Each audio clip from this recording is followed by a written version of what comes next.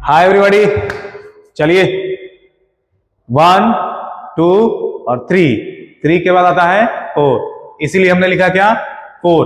आज है हमारा 4th डे। आज हम लोग डिस्कस करने वाले हैं 10 मोस्ट इंपॉर्टेंट क्वेश्चंस। किसका? वही चैप्टर है जिसमें सबसे ज्यादा लोग कंफ्यूज होते हैं। चैप्टर का नाम है कंट्रोल एंड कोऑर्डिनेशन। इसको थोड़ा हम लोग समझने का कोशिश करेंगे कि एक्चुअल में इसके अंदर है क्या, और क्या क्वेश्चंस इतने ज्यादा टफ आते हैं कि लोग डर जाते हैं इससे। चलिए आइए देखते हैं। सबसे पहला क्वेश्चन हमारे स्क्रीन पे ये रहा, what is the largest and most prominent part of brain.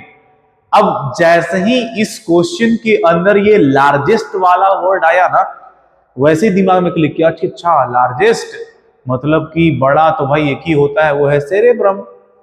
उसी की बात की जा रही है।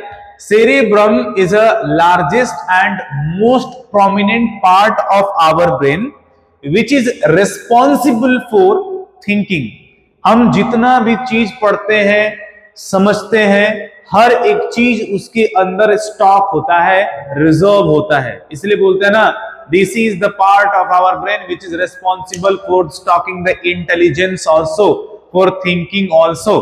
ठीक है, तो ये हमारा सेरेब्रम इसका आंसर होगा। और सेरेब्रम की कंप्लीट एक्सप्लेनेशन, क्योंकि सबसे बड़ा भाग होता है, आपको बता दें कि हमारा जो सेरेब्रम है ना, चारों तरफ से प्रोटेक्टेड है। ऊपर ये हड्डी जो होती है ना, इसको क्रेनियम कहते हैं, ये क्रेनियम से कवर्ड होता है चारों तरफ से।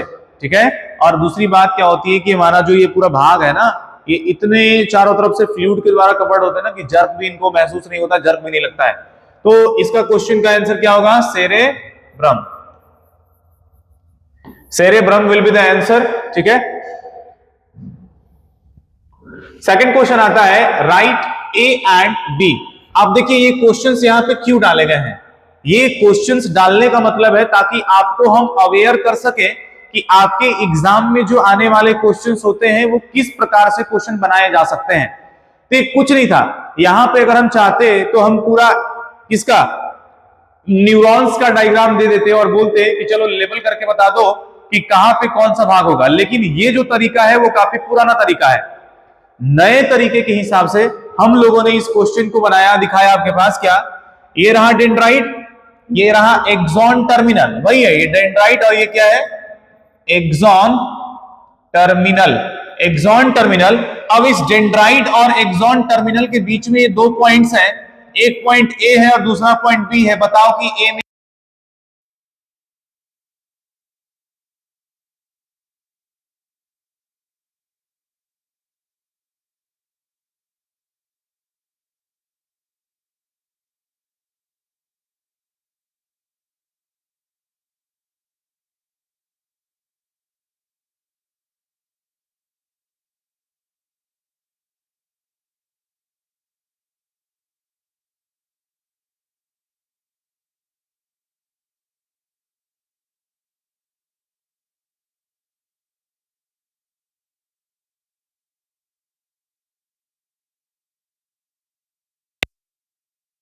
स्टार्ट करेंगे।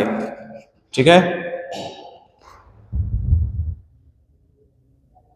अरे माइक जो है ना कभी कभी वर्क नहीं करता, टेक्निकल चीज है ना, तो टेक्निकल चीज के चलते थोड़ी परेशानी हो जाती है।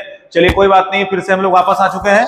आइए देखते हैं। तो ये क्वेश्चन हमारा सॉल्व हो चुका है। पहला क्या है डेंड्राइट। ए और बी पॉइंट पे हमने क्या देखा है, ए पॉइंट पे साइटोन मिलेगा, बी पॉइंट पे क्या मिलेंगे आपको, एक्सॉन्स मिल जाएंगे।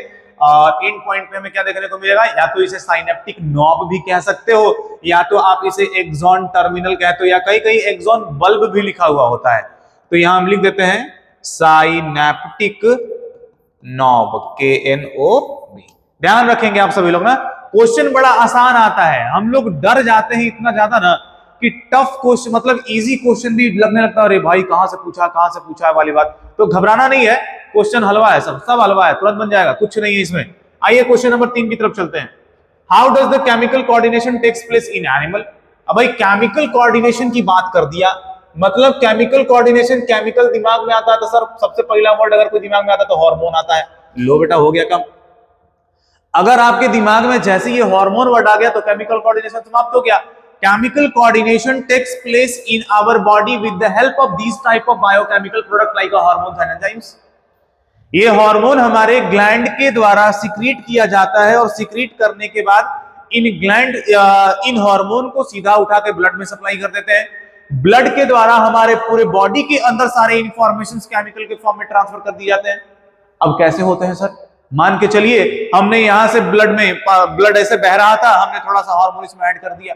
मुझे ये हार्मोन पहुंचाना था कहीं दूर, 50 किलोमीटर दूर। अब इस हार्मोन को पकड़ने वाला 50 किलोमीटर दूर किसी को बैठाना पड़ेगा, उसी को कहते हैं रिसेप्टर। क्या कहते हैं उसको? रिसेप्टर कहते हैं। तो रिसेप्टर की मदद से उन सारे इंफॉर्मेशंस को कैरी कर लिया जाता है। तो हार्मोन हमारा केमिकल ट्रांसपोर्ट करवाता है, केमिकल इंफॉर्मेशन को ट्रांसफर करता है, और उन इंफॉर्मेशंस को पकड़ने वाले कौन होते हैं? रिसेप्टर्स होते हैं। तो chemical coordination occurs with the help of what? The hormone, which is directly transferred into the blood, and with the help of blood it will supply throughout our body, and wherever we want to supply that, जहां भी supply करना चाहते हैं वहां पे उनके receptors होते हैं और वो रिसेप्टर उनको पकड़ लेते हैं। ध्यान रखना, एक पते की बात बताते हैं, ये जो हार्मोन्स होता है ना, इनके रिसेप्टर भी अपने होते हैं। यानी ऐसा नहीं कि एक हार्मोन निकाल ली और रिसेप्टर मतलब कि उन्हीं के लिए हर जगह बिखरे हुए हैं। 10 प्रकार के हार्मोन, तो 10 प्रकार के हार्मोन के लिए 10 अलग अलग रिसेप्टर्स होंगे। ध्यान रखिएगा इस बात को। Every hormone is having the different receptors, ठीक है, and they will catch them, पकड़ लेंगे उसको कि तुम कहां जा रहे बेटा, इधर आ, मेरे पास काम है तुम्हारा। समझ गए? तो नेक्स्ट आता है क्या? It is advise to use the iodise. अच्छा, आयोडीन है, बोलते हैं टाटा का नमक खाओ, देश का अपना नमक टाटा नमक, बोलते हैं टाटा नमक। क्यों खाते हैं भाई? क्योंकि वो उसमें आयोडीन भरा हुआ होता है। क्या होता है? आयोडीन। बोलते हैं आयोडीन इसके अंदर भर के पीते हैं। क्यों इतना इंपॉर्टेंट है आयोडीन? आयोडीन इंपॉर्टेंट इसलिए है ना भाई, बेटा गोइटर हो जाएगा। गोइटर, गोइटर समझते हो? थायराइड ग्लैंड जो होती है ना, वो अपनी साइज को बड़ी कर लेती है, बस इसीलिए। नहीं भैया, इसके अलावा भी बहुत सारा काम होता है। थायराइड ग्लैंड अपना प्रॉपर वर्क करते रहे, क्योंकि थायराइड ग्लैंड से निकलता है एक हार्मोन, नाम है उसका थायरॉक्सिन। Thyroxine hormone. अब बता दें, डिटेल ज्यादा जानना है ना, थायरॉक्सिन में ना इनसे निकलने वाले हार्मोन T3 और T4 होते हैं। ऐसे वैरायटी में अगर देखा जाए तो ज्यादा क्लासिफाई करोगे तो T3 आओगे तो ट्राई आयोडोथायरोनिन, और T4 को बोलते हैं टेट्रा आयोडोथायरोन। लेकिन ध्यान रखना कि ये आपके सिलेबस में ना नहीं है, ध्यान में रखना है। वो क्या? थायराइड ग्लैंड से निकलने वाला हार्मोन होता है थायरॉक्सिन, और थायरॉक्सिन तभी बन सकता है जब इसको आयोडीन मिलेगा।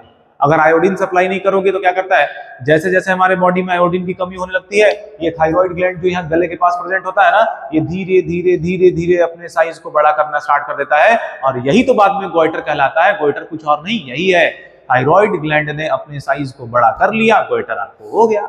दैट्स व्हाई सभी लोग कहते हैं कि भैया आयोडीन खाइए, आयोडीन खाइएगा तो आप फायदे में रहिएगा, ठीक है। अब बात तो ये है कि सर ये थायरॉक्सिन सीक्रेट होके ही क्या कर लेगा? थायरॉक्सिन इज वेरी इंपॉर्टेंट, क्योंकि हमारे बॉडी के अंदर जो मेटाबॉलिज्म होता है, इन सारे मेटाबॉलिज्म को कंटिन्यू या कोऑर्डिनेट करने वाला यही होता है। मेटाबॉलिक रेगुलेशंस को मेंटेन करना, उनको रेगुलेट करने का काम किनका है? इन्हीं का है। इसीलिए बहुत ही जरूरी होता है, ध्यान रखेंगे। चलिए नेक्स्ट क्वेश्चन की तरफ चलते हैं, देखते रहना बेटा। कोई अगर दिक्कत होता है फटाफट कमेंट में पूछ लिया करो, कमेंट में पूछ लिया करो, अदरवाइज नहीं होगा तो हम आपको कांटेक्ट नंबर भी डलवा देंगे। कांटेक्ट नंबर्स के थ्रू भी आप हमको कॉल कर सकते हैं। ध्यान रखते, रात को फोन ना करें 8 बजे के बाद, नहीं तो पता चला सर सो गए क्या। तो जानकारी लेने के लिए कॉल ना करें, ठीक है। नेक्स्ट क्वेश्चन की तरफ चलते हैं, क्वेश्चन नंबर 4। अरे भाई अभी तुरंत मैंने बताया, देखो क्वेश्चन नंबर 4 आ ही गया, वही बात कि where is thyroid gland situated. अभी तुरंत हमने बताया गले के पास होता है। थायराइड ग्लैंड कहाँ होता है? गले के पास होता है। वही क्वेश्चन फिर से रिपीट हो गया यहाँ पे। चलिए कोई बात नहीं, होता है, बड़े बड़े सर में छोटी गलतियां होती रहती हैं। तो यहाँ कहाँ होता है? नेक रीजन में लिखेंगे, नेक रीजन। नेक रीजन में पाया जाता है कौन? Thyroid gland. क्लियर है सबको? नेक्स्ट क्वेश्चन आता है 5 number question, write the main function of following. इनके फंक्शन बताने भाई। क्वेश्चन देख लो, question number 1, question number 2, question sorry ये देखिए, question 1, question 2, question 3 and question 4। Question number 1 में चलते हैं। पहला आता है सेंसरी न्यूरॉन। सेंसरी न्यूरॉन का मतलब है सेंस करना। देखो हमने पेन लिया ना, ये पेन को लिया हमने ऐसे पिंच किया, जहां हमने हाथ खींच लिया, खींचा ऐसे हाथ क्योंकि मुझे पेन चुभ गया। जैसे ही हमने इसे पिंच किया तो यहाँ पे प्रेजेंट न्यूरॉन ने इस इंफॉर्मेशन को कैरी किए। इंफॉर्मेशन को कैरी करने के बाद यहां से ट्रांसफर करते हुए सीधा इधर पीछे स्पाइनल कॉर्ड में, स्पाइनल कॉर्ड से ऊपर की तरफ ट्रांसफर हुआ। तो जिसके द्वारा इंफॉर्मेशन को रिसीव किया गया ना, वही हमारा सेंसरी न्यूरॉन है। The neurons which are responsible to get the informations or the stimuli from the target site. जो भी टारगेट है और या इफेक्टर साइट है वहां से रिसीव करना इसका काम है। दूसरा, cranium, it is a complete bony sockets of the bone sockets of our brain which complete covers are the internal parts of our brains। पूरे ब्रेन को cerebrum, cerebellum, mid brain, fore brain, hind brain जितना भी सबको cover कर रहा है, हड्डी है ना, हड्डी ऊपर वाला, इसको क्रेनियम कहते हैं। ये 8 हड्डी से मिलकर बना हुआ है। कितने हड्डी होते हैं इसके अंदर? 8 बोन्स आर देयर। 8 बोन्स मिलकर के पूरे क्रेनियम को डिजाइन करते हैं। नेक्स्ट आता है क्या? Vertebral column. वर्टिब्रल कॉलम ये रीढ़ की हड्डी भाई, रीढ़ की हड्डी। ये वर्टिब्रल कॉलम रिस्पॉन्सिबल होता है हमारे स्पाइनल कॉर्ड को प्रोटेक्ट करने के लिए। स्पाइनल कॉर्ड समझते हो ना, बहुत इंपॉर्टेंट भाग है भाई, क्योंकि पूरी बॉडी की कलेक्शन, इंफॉर्मेशन की कलेक्शन वही पहले होनी है, उसके बाद जाना है। तो वर्टिब्रल कॉलम क्या करता है? प्रोटेक्ट करके रखता है, साथ ही साथ हमारे बॉडी पोस्चर से एक प्रॉपर शेप देता है, क्योंकि ये वर्टिब्रल कॉलम ना होगा तो गड़बड़ा जाएगा मामला भाई, लटक जाएंगे हम लोग ऐसे, समझ गए? नेक्स्ट आता है क्या? Motor neuron. देखो जैसे ये इंफॉर्मेशन को रिसीव करता है कहां से? इफेक्टर साइड से, वैसे ही मोटर क्या करता है? सेंट्रल नर्वस सिस्टम से लेकर के टारगेट साइड तक पहुंचाता है। हमने पिन चुभाया तो यहां से इंफॉर्मेशन गया कि कोई तुम्हें चुभा रहा है, हाथ पीछे करो, तो यहां से इंफॉर्मेशन गया कोई तुम्हें पिन चुभा रहा है। अब यहां से रिटर्न इंफॉर्मेशन आया कि हाथ पीछे करो, तुम्हारा पिन चुभ रहा है, तो इधर से जो रिटर्न इंफॉर्मेशन आया वो इसके द्वारा आया, किसके द्वारा? मोटर न्यूरॉन के द्वारा। समझ गए? यानी कि ये दोनों साथ मिल जाते हैं भाई, तुम लेकर जाओगे तो मैं लेकर आऊंगा। बात सिंपल सी है। आइए नेक्स्ट क्वेश्चन की तरफ, डाउट करते जाना भाई, जो जो डाउट होगा पूछते जाओ। Mention any 3 major regions of the brain, write one function of each. 3 region होते हैं भाई, देख लो, फोर ब्रेन, मिड ब्रेन और हाइंड ब्रेन। आंसर हमने यहाँ पे लिख दिया है, ये बहुत इंपॉर्टेंट है। तो आप सभी से मेरा निवेदन है भाई कि इसका स्क्रीनशॉट जरूर ले लो, स्क्रीनशॉट ले लो, या फिर आपको ऑलरेडी बता चुके हैं कि कमेंट करना है बायोलॉजी, आपको पीडीएफ मिल जाएगा, तो इसको जरूर देखना है। हमारा फोर ब्रेन, मिड ब्रेन और hind brain. Fore brain touch के लिए, स्मेल के लिए, हियरिंग के लिए, स्पीच के लिए, साइट के लिए, थिंकिंग के लिए, सबके लिए रिस्पॉन्सिबल है भाई, देख लियो। नेक्स्ट है midbrain. Midbrain reflex movement of head, neck and trunk, ये रिफ्लेक्स मूवमेंट करवाता है। Next hindbrain is responsible for heartbeat, breathing, swallowing, coughing, sneezing and vomiting. These are the main activities which is performed by hind brain, जो hind brain के द्वारा perform किया जाता है। किसके द्वारा? हाइंड ब्रेन के द्वारा परफॉर्म किया जाता है। ध्यान रखेंगे सभी लोग, ये सारे फंक्शन है किसके? हमारे ब्रेन के 3 मेजर भाग, फोर ब्रेन, मिड ब्रेन और हाइंड ब्रेन के। किसके किसके? Fore brain, mid brain, hind brain के, ये 3 मेजर भाग होते हैं। नेक्स्ट क्वेश्चन की तरफ चलते हैं। आइए next question, define geotropism, draw the well लेवल डायग्राम। डायग्राम बनाना है भाई, डायग्राम चलो बना देते हैं, क्या दिक्कत है? लो जियोट्रॉपिज्म का डायग्राम बनाते हैं, लो ना, सिंपल बता देते हैं, प्रैक्टिकल करके दिखाते हैं। कौन सा डायग्राम बना दे? कोई बना देता है, ये बनाते हैं, ये लो। थोड़ा देखते हैं कितने लोग बता पाते हैं क्या बनाया। देखो तो भैया क्या है, थोड़ा सा डिजाइन वजाइन बना देते हैं, मजा आएगा। ये जड़ बना देते हैं इधर से,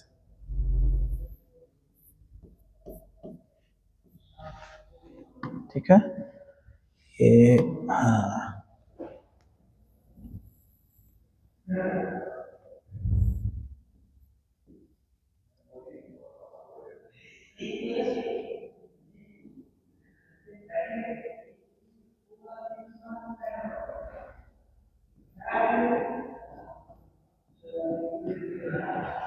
देखो भाई हमने प्लांट बना दिया, ठीक है।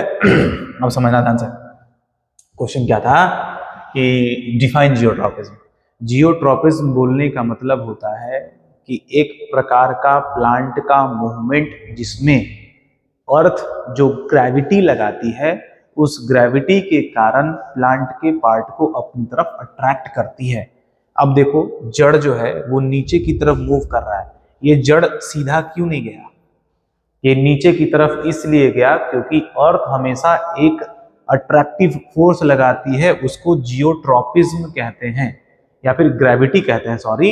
और इस प्रकार के मूवमेंट यानी कि ग्रेविटी के टुवर्ड्स अगर किसी प्रकार की मूवमेंट होती है तो उसे जियोट्रॉपिज्म कहते हैं। क्या कहते हैं उसको? टुवर्ड्स होगी तो जियोट्रॉपिज्म, अवे जाएगा ना तो वो भी होता है, लेकिन वो नेगेटिव जियोट्रॉपिज्म चला जाएगा।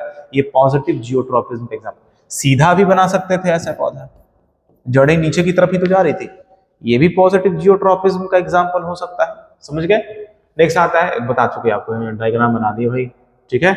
चलिए नेक्स्ट क्वेश्चन में चलते हैं। नेक्स्ट क्वेश्चन में कोई डाउट है तो पूछिए, इसको पहले क्लोज कर लेते हैं। नेक्स्ट क्वेश्चन आता है, state the two types of the movement seen in plant. ठीक है, दो प्रकार के मूवमेंट होते हैं। पहला मूवमेंट जो होता है उसे बोलते हैं क्या, ट्रॉपिक मूवमेंट, ट्रॉपिक मूवमेंट। और दूसरे मूवमेंट को बोलते हैं क्या, नेस्टिक मूवमेंट। क्या बोलते हैं उसको, नेस्टिक मूवमेंट। हम अगर बात करें ट्रॉपिक मूवमेंट की, तो एक ऐसा मूवमेंट होता है जो कि डायरेक्शनल होता है। कैसा मूवमेंट होता है, डायरेक्शनल मूवमेंट। और नेस्टिक मूवमेंट बोलने का मतलब होता है क्या, non directional movement. Directional movement कहने का मतलब होता है कि जैसे सन, सुबह सुबह की धूप निकली और जैसी सनफ्लावर को लगा पड़ा उसे धूप, अब ये फूल ब्लूम तो कर गया, फ्लावर खिल गए, और सनफ्लावर उधर उधर अपना मुंह घुमाने लगे जिधर जिधर सन मूव कर रहा था। यानी कि लाइट के हिसाब से उनके अंदर मूवमेंट हो रही है ना। तो लाइट यहाँ पे स्टिमुली हुआ, तो स्टिमुली के साथ साथ अगर मूवमेंट चलते रहता है तो उस केस में उसे बोलते हैं कि हम लोग ट्रॉपिक मूवमेंट कहते हैं। इसलिए इसको बोलते हैं कि डायरेक्शनल, जिधर जिधर सन उधर उधर सनफ्लावर का मुंह। जबकि दूसरा नेस्टिक मूवमेंट, यह कोई डायरेक्शनल मूवमेंट होता ही नहीं है। यानी कि देयर इज रिक्वायरमेंट, हाँ स्टिमुली के कारण इनके अंदर मूवमेंट हो जाएगा, लेकिन स्टिमुली के तरफ इनका मूवमेंट नहीं होगा। That is called as nastic movement. That is called what, nastic. जैसे कुछ फ्लावर ऐसे होते हैं, जैसे रात की रानी, शाम जैसी हो जाएगा, हल्का हल्का अंधेरा लगने लगेगा, फ्लावर खिल जाएगा, लेकिन क्या किधर घूमता है, वो घूमता है क्या, किधर नहीं घूमता है। नेस्टिक मूवमेंट दैट इज, ठीक है। वैसे ही कुछ कुछ डेजी फैमिली से बिलोंग करने वाला फ्लावर के अंदर देखते हैं, फ्लावर तो ब्लूम कर जाता है लेकिन वो मूव नहीं करता है, वहीं पर रहता है। दैट इज नेस्टिक मूवमेंट, ठीक है, ध्यान रखेंगे। नेक्स्ट नंबर आता है question number 9, what are the plant hormone, name the plant hormone responsible for the following. Plant hormone के नाम दिए हुए 1 2 3 और 4, सॉरी इनके फंक्शन दिए हुए हैं और बगल में हम नाम लिख दिए। जैसे पहला ग्रोथ ऑफ स्टेम, जिबरेलिन कराता है। Promotion of cell division, cytokinin. ध्यान रखेंगे साइटोकाइनिन और ऑक्सिन दोनों होते हैं। हमने यहाँ पे साइटोकाइनिन ही केवल लिखवाया है क्योंकि साइटोकाइनिन को प्रायोरिटी मिलेगा। इसका रफ्तार बहुत ज्यादा है डिवाइड करने का, इसका रफ्तार बहुत स्लो है। नेक्स्ट है क्या, inhibition of the growth, that is abscisic acid. क्या होगा, abscisic acid. And elongation of cell, what is, that is auxin. ध्यान रखेंगे इन सारे हार्मोन्स का नाम। ये भी एग्जाम के लिए आपका बहुत बेहद इंपॉर्टेंट क्वेश्चन है। नेक्स्ट क्वेश्चन नंबर 10 की तरफ आते हैं। क्वेश्चन पूछ दिया गया है, व्हाट इज हाइपरथायराइडिज्म। फिर से थायराइड से क्वेश्चन आ गया यार, तीसरा क्वेश्चन थायराइड से हो गया हम लोग का। हाइपरथायराइडिज्म बोलने का मतलब क्या होता है, हमने देखा क्या कि थायराइड ग्लैंड का काम है थायरॉक्सिन को सिक्रीट करना। अब सिक्रीट करना है तो जितना रिक्वायर्ड है उतना ही करोगे ना, कि उससे ज्यादा कर दोगे नहीं। अगर लिमिट में किए तो ठीक, ज्यादा कर दिए तो हाइपरथायराइडिज्म, कम कर दिए तो hypothyroidism. Hypothyroidism is a case in which the hyper amount of the thyroxine is going to be formed by or secreted by the thyroid gland। ठीक है, इसको बोलते हैं क्या, हाइपरथायराइडिज्म। बॉडी के अंदर मेटाबॉलिज्म बहुत तेज बढ़ जाएगा, जो कि हमारे लिए एक प्रकार का एबनॉर्मल सिंबल है। ठीक है, अगर 10 क्वेश्चंस में कहीं भी किसी प्रकार का किसी को कोई दिक्कत होगा तो जरूर मैसेज करके ट्राई करें कि क्वेश्चन पूछें और अपने डाउट को क्लियर करें। मुझे लगता है कि हमने क्वेश्चंस कुछ करा दिए, अभी कुछ कुछ क्वेश्चंस इसमें और भी करा सकते, जैसे कि आप ज्यादा ध्यान रखना रिफ्लेक्स एक्शन क्या होता है, रिफ्लेक्स आर्क क्या होता है, इन पे ध्यान रखना है आपको। ठीक है, पॉन्स वेरोली का काम क्या था, मेडुला ऑब्लोंगाटा का काम क्या है, सेरेबेलम का काम, जैसे सेरेबेलम हमारे बॉडी के मस्कुलर एक्टिविटीज को, वॉलंटरी एक्टिविटी को कंट्रोल करता है, वैसे पॉन्स वेरोली और ये मेडुला ऑब्लोंगाटा ब्रीदिंग को, रेस्पिरेशन को कंट्रोल करना। ठीक है, तो थोड़ा ध्यान रखेंगे और बाकी कुछ नहीं चैप्टर के अंदर, बाकी हलवा है। ऑल द बेस्ट सभी को, बाय बाय।